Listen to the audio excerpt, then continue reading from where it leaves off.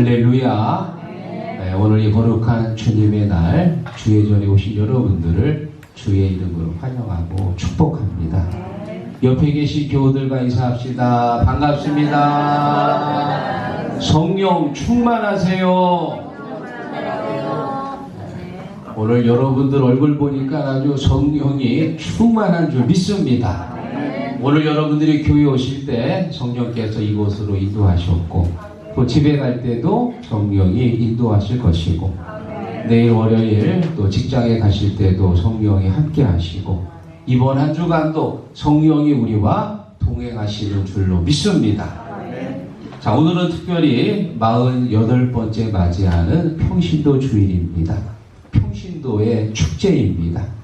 평신도들이 우리 15교회 빛과 소금의 역할을 감당하고 또 주님이 주신 사명과 소명을 깨닫고 믿음으로 바로 서는 결단의 시간이 되시기 바랍니다. 저는 우리 교회가 이렇게 평신도 주의를 지킬 수 있는 성숙한 교회라는 사실이 참 감사드립니다. 또 지난 한 주간 우리 장로님들, 권사님들이 새벽 제단을 인도하셨습니다.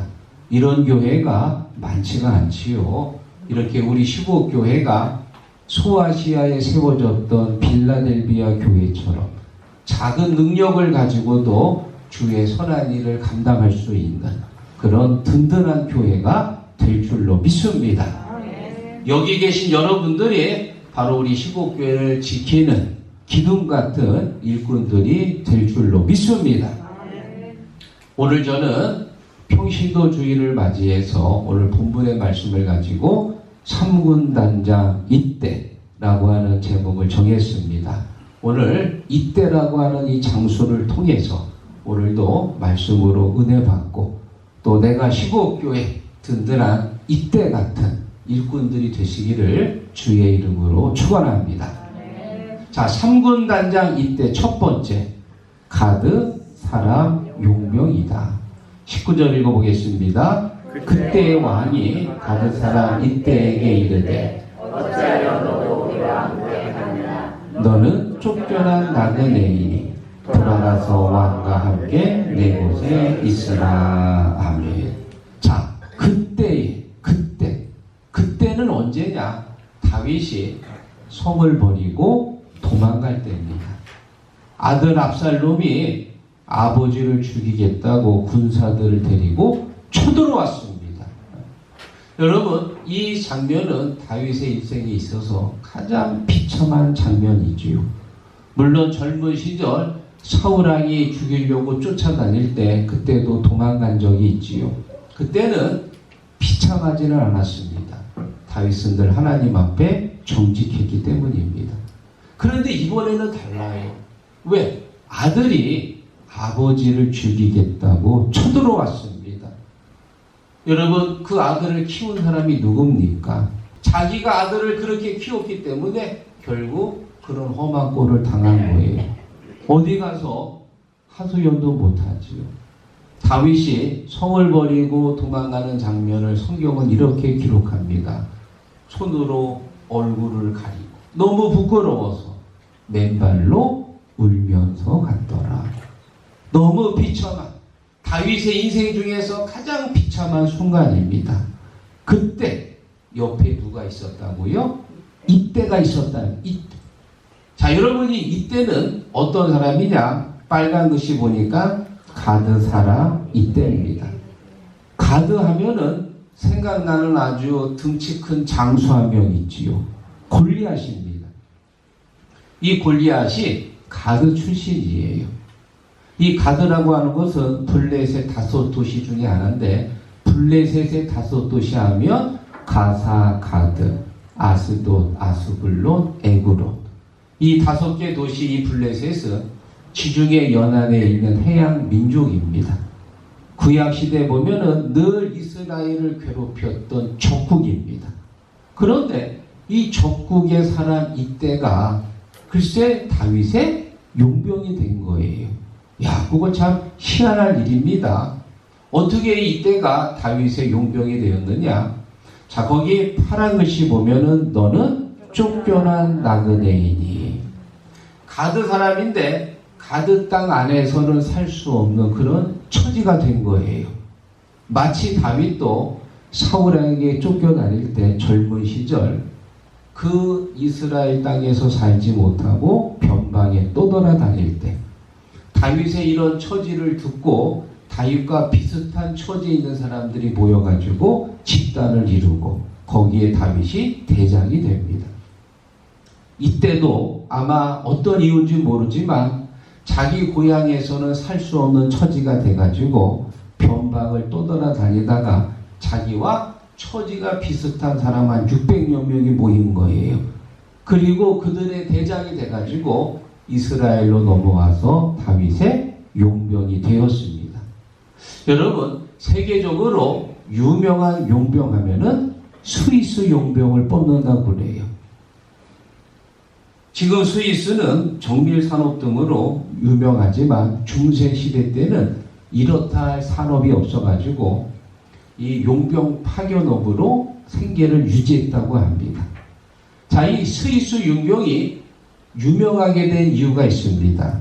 1527년 신성 로마 제국이 로마를 약탈하는데 쳐들어왔을 때 유럽의 용병들은 다 도망을 갔대요. 그런데 스위스 용병들만 남아가지고 교황을 지켜줍니다.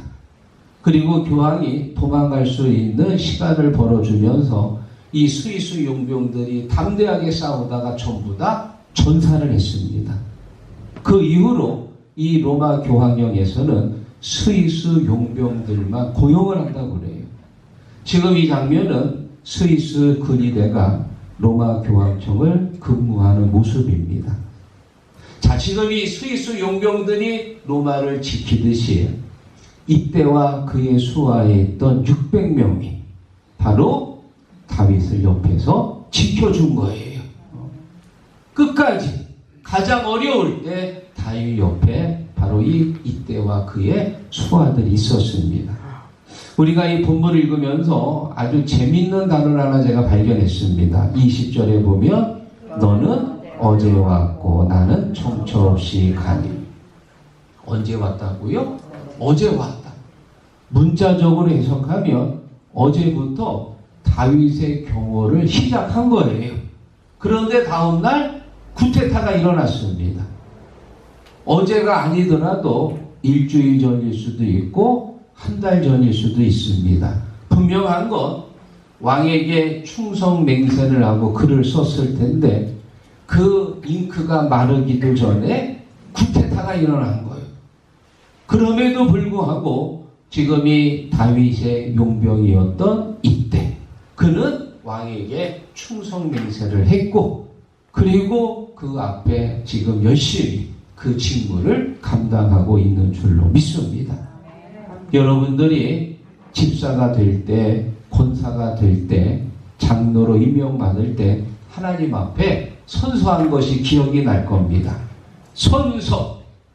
나는 교회의 머리가 되신 예수 그리스도의 부르심을 힘입어 하나님과 교회 앞에서 맡겨진 직무에 충성할 것을 서약합니다. 바로 여러분 이 서약을 1년 전에 하셨습니까? 10년 전에 했습니까? 아니면 20년, 30년 전에 분명히 내가 직분을 받을 때 이 서약을 했을 겁니다. 언제 했던 이 서약은 아직도 유효합니다. 내 마음속에 새겨졌고 우리 하나님이 기억하십니다. 이때처럼 하루 전에 했던 한 달이 되었던 언제가 되었던 간에 이 서약을 지키고 늘 주님과 함께하는 주의 일꾼 되시기를 주의 이름으로 축원합니다. 자, 그리고 두 번째, 이때는 다윗이 도망갈 때 다윗을 지켰습니다. 21절 읽어보겠습니다. 이때가 왕께 대답하여 이르되 여호와의 살아계시와 내 주 왕의 살아계심으로 맹세하오나니 진실로 내 주 왕께서 어느 곳에 계시든지 사나 조나 종도 그곳에 있겠나이다 하니. 아멘. 다윗이 도망갈 때 옆에 있는 이때에게 명령합니다. 너는 나를 따라오지 말고 지금 저 예루살렘에 진격하는 새 왕 압살롬에게 돌아가라. 나는 지금 도망가면서 죽을 수도 있고 이 성을 버리고 가서 다시 돌아오지 못할 수도 있으니까 나를 따라와 봐야 너에게 아무 도움이 되지 않는다. 여러분 같으면 어떻게 하시겠습니까? 도망가는 왕을 같이 따라갈 건가요? 새로 들어오는 왕을 섬길 겁니까? 쉽게 말하면 지는 해를 잡을 건가요? 아니면 뜨는 해를 잡을 건가요?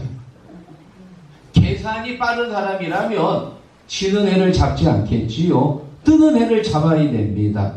그런데 지금 이때는 계산적인 사람이 아니고 충성스러운 신하였습니다. 그는 지금 자기 상황이 어렵다고, 자기가 모시는 주군이 어렵다고 도망간다고 그 주군을 버리는 사람이 아닙니다. 그는 자기가 충성 맹세했던 그 다윗을 끝까지 지키는 충성스러운 신하였습니다. 폐하, 저는 폐하가 어디에 계시든지 사나 죽으나 종도 그곳에 있겠나이다. 할렐루야. 여러분, 지금 다윗이요, 어떤 상황인가요? 굉장히 어려운 상황이지요. 지금 다윗은 도망을 가는데 누구 때문에 도망가느냐? 그 아들 때문에 도망갑니다. 사실 이 압살롬은 다윗에게 아픈 손가락이에요. 이 압살롬이 자기의 배다른 형 암논을 죽였습니다. 살인을 저지른 거예요. 그러면 이 압살롬에게 그에 합당한 처벌을 내려야 되는데 그저 아들을 너무 사랑한 나머지 유야무야 넘어갔습니다. 사람을 죽였는데 묵인한 거예요. 그렇게까지 할 정도로 이 아들을 아껴준 건데 글쎄 이 녀석이 아버지를 배신하고 칼을 들고 아버지를 죽이겠다고 쳐들어온 거예요. 이거 아주 배은망덕도 유분수지. 게다가 다윗과 함께 어렸을 때 같이 자랐던 친구였던 그리고 신하였던 아히도벨이라는 사람이 있습니다. 아주 머리가 똑똑한 사람인데 이 아히도벨이 다윗을 배신하고 이 압살롬의 책사가 됐습니다. 가장 친했던 친구가 배신을 한 거예요. 지금 다윗은 도망을 가면서 누가 내 편이고 누가 압살롬 편인지 분간을 못합니다. 압살롬은 이 쿠데타를 하기 위해서 무려 수년 동안 아주 은밀하게 준비했거든. 상대방은 수년 동안 준비했고 지금 다윗은 아무것도 모르는 상태에서 당한 거예요. 도망가기 급급합니다. 이렇게 도망가는 그 처지에 정말 한 사람이라도 더 필요하잖아요. 그래서 지금 이 다윗은 자기의 아내보다도 이때와 그에 함께했던 600명의 그 아내를 생각해서 나를 따라오지 말고 압살롬에게 가라. 너는 용병이니까 압살롬이 너를 받아줄 것이다. 사실은 이때가 필요하지만 이때를 위해서 그 얘기를 먼저 제시합니다. 그런데 이때는 폐하, 저는 폐하를 따라가겠습니다. 그 말을 들었을 때 여러분 다윗의 마음이 어땠을까요? 너무 힘이 되고 큰 은혜가 된 줄로 믿습니다. 지금 이 장면은 마치 나오미가 룻과 함께 가는 장면이 연출이 됩니다. 룻기 1장에 보면은 이 나오미라고 하는 사람이 베들레헴에서 살고 있었는데 베들레헴에 흉년이 왔지요. 그래서 가사를 정리하고 남편하고 두 아들 데리고 모압으로 갑니다. 살기 위해서 간 거예요. 그런데 살기 위해서 간 길이 결국은 죽는 길이 되어버렸어. 가자마자 얼마 안 돼가지고 남편이 죽었습니다. 두 아들 결혼시켰는데 두 아들도 다 남편 따라 죽었습니다. 10년 이상 모압 생활하다 보니까 다 죽고 글쎄 이 나오미는 두 며느리만 남은 거예요. 손자 손녀도 낳지 못했습니다. 그래서 마음의 결단을 내렸어요. 이제 내가 다시 베들레헴으로 돌아가야 되겠다. 두 며느리를 불렀습니다. 나는 이제 베들레헴 고향으로 돌아갈 테니 너희들은 나를 따라오지 말고 너희들의 가족에게로 돌아가라. 자식도 없으니까 너희들 나를 따라오면 너희들 정말 고생스러우니까 오지 말고 이 가족에게로 돌아가는 게 낫다. 그러자 첫째 며느리 오르바는 엄마에게 입 맞추고 돌아갑니다. 자, 그런데 이 둘째 룻은요 이렇게 말합니다. 룻이 이르되 내게 어머니를 떠나며 강권하지 마옵소서. 어머니께서 가시는 곳에 나도 가고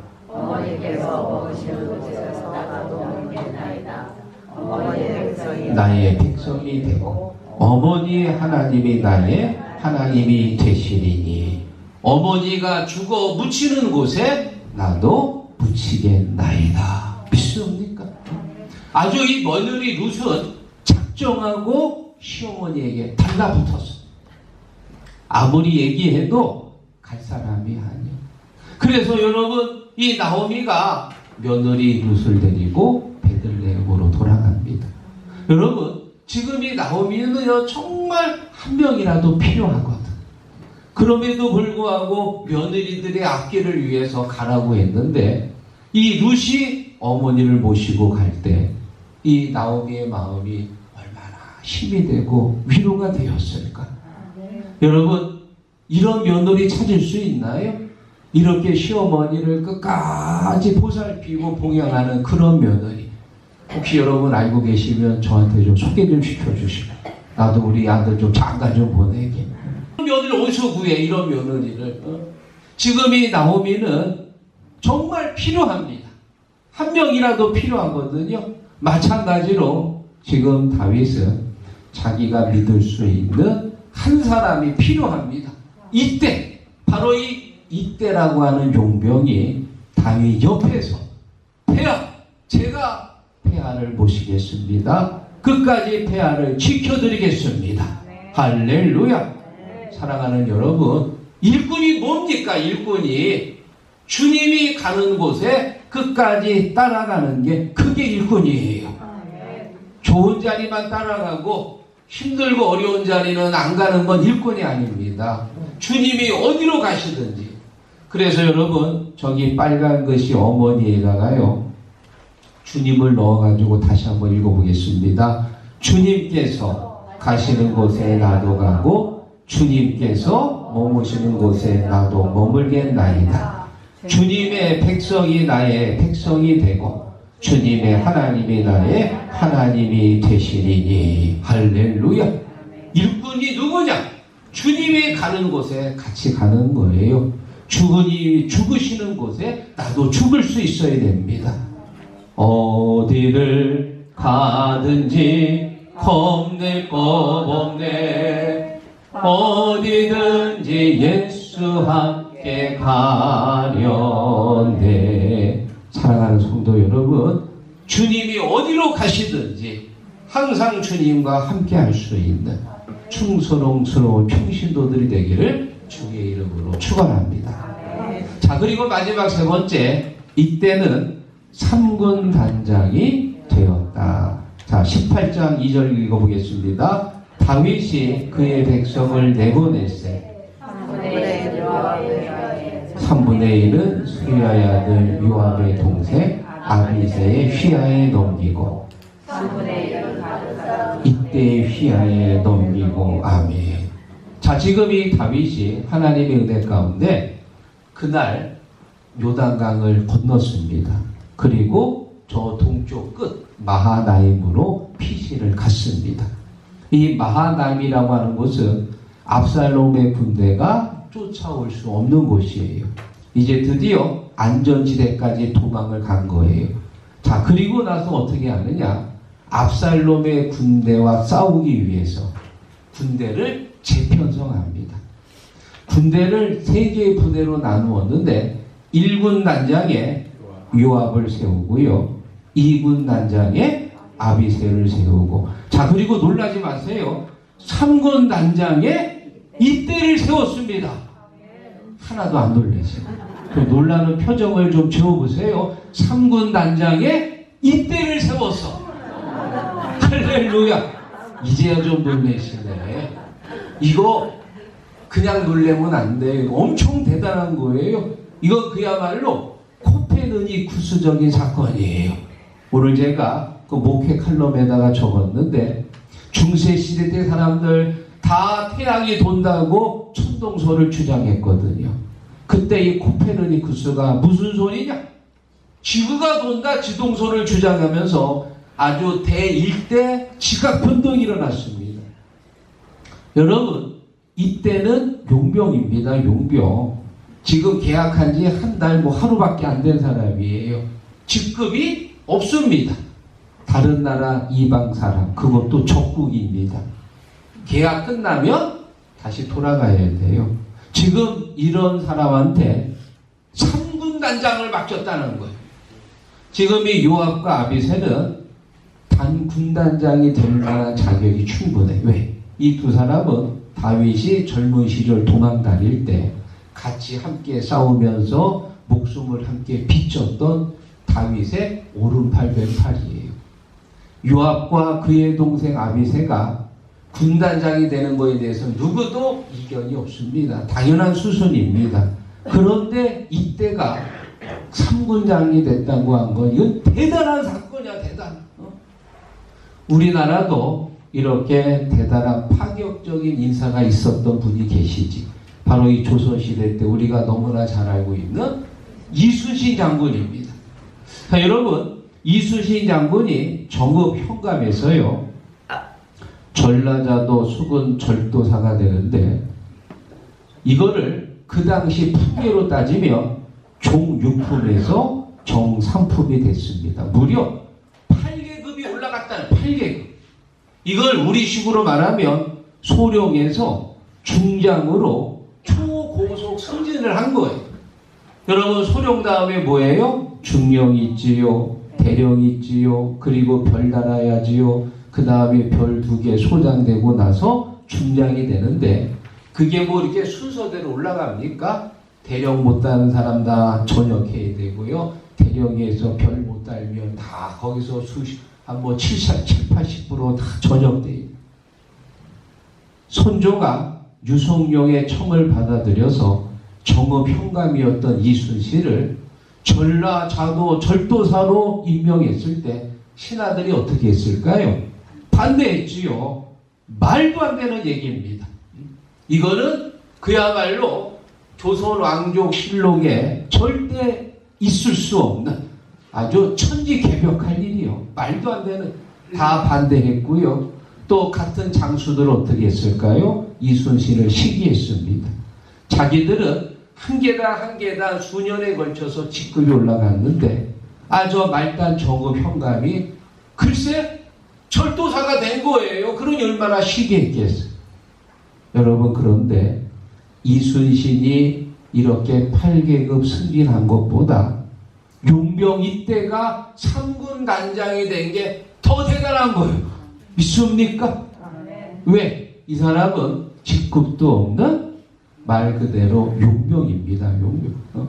남의 나라 적국의 용병이 이스라엘 3번째로 높은 3군 단장에 오른. 왜 다윗이 3군 단장에 세웠을까요? 가장 어려울 때 함께 했기 때문에, 가장 힘들 때 다윗 옆에 있었기 때문에. 여러분, 나라가 평안할 때는 누가 충신인지 충신이 아닌지 잘 분간이 안 됩니다. 그런데 그 나라에 어려움이 닥쳤을 때, 그때 충신은 임금 옆에 끝까지 남아있는 사람이야. 믿습니까? 여러분, 주위에도요 친구들이 많이 있을 거예요. 누가 진짜 좋은 친구인지, 그냥 평범한 친구인지 내가 건강하고 잘 나갈 땐 잘 몰라. 내가 병들고 내가 어려움 당할 때 끝까지 내 옆에 남아있는 친구가, 그게 진짜 좋은 친구예요. 그게. 교회도 마찬가지예요. 교회가 부흥하고 성장할 때는 누가 좋은 일꾼인지 아닌지 잘 몰라요. 그런데 교회 환난이 오고 힘들고 어려울 때 끝까지 내 자리를 지키고 기도하는 일꾼이 진짜 좋은 일꾼이다. 믿습니까? 사랑하는 시국 성도 여러분, 지금까지 여러분들이 신앙생활 하시면서 한두 번쯤은 내가 시국교회를 떠나야지. 내가 여기 아니면 뭐 갈 데가 없나? 그렇게 생각하신 적이 분명히 있으실 거예요. 제가 이렇게 보니까 내년에 떠나시려고 폼 잡는 분이 한 두어 분 계신 것 같아요. 내가 내년에 꼭 떠나야지. 그런데 지금까지도 떠나지 않은 이유가 있습니다. 왜 그랬을까요? 교회를 정말 사랑했기 때문에. 교회를 사랑하는 마음이 있기 때문에 섭섭하고 낙심될 때 교회를 떠나고 싶은 마음이 생겼지만 그런 마음을 다시 접고 또 기도의 자리로 오고 또 예배하게 되고 또 하나님 앞에 충성하게 되고 교회를 정말 사랑하는 사람은 절대 교회를 떠나지 않습니다. 끝까지 교회를 지키고 교회에 남습니다. 할렐루야. 사랑하는 성도 여러분 한번 따라해 보세요. 나는 시국교회 이때 같은 일꾼이다. 믿습니까? 누구요? 이때. 가장 어려울 때 교회를 지킬 수 있는 사람. 우리 시국교회 처음 개척했을 때 이 바닥 가만히를 깔고 바닥도 못해가지고 가만히에서 예배 드렸다고 하더라고요. 가만히에서 예배를 드릴 때도 마룻바닥에서 예배를 드릴 때도 또 이렇게 편안한 장의자에서 예배를 드릴 때도 항상 변함이 없이 이때처럼 가장 어려울 때 교회를 지킬 수 있는 그런 평신도 그런 일꾼 되기를 주의 이름으로 축원합니다.